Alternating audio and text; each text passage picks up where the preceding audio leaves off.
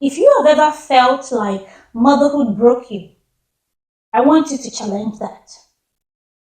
What if you are not overwhelmed because you're weak? What if you're overwhelmed because you're operating without structure? Imagine running a company without a defined set of rules, no operation manual, no protected work hours, and no contact emergency. That company would collapse. Now, imagine blaming the CEO for being, undisciplined. That is exactly what we do to mothers. Before children, many of us thrived in structured environments.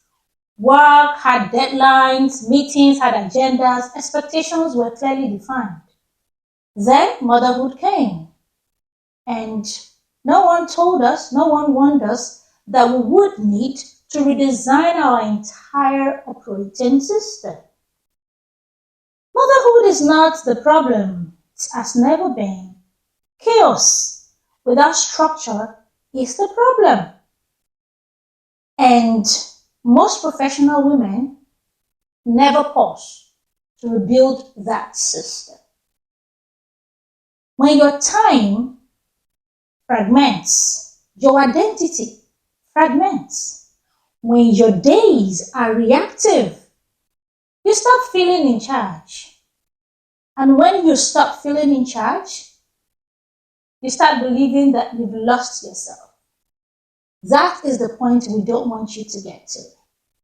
Motherhood is not meant to be endured. It is meant to be architected. You need to architect motherhood. Now, this is what I want you to do starting today. For the next 3 days, I need you to track how you actually spend your time. Not to judge yourself, not to condemn yourself, but to observe the structure.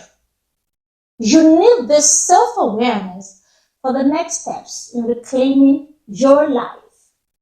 Awareness is the first step towards authority.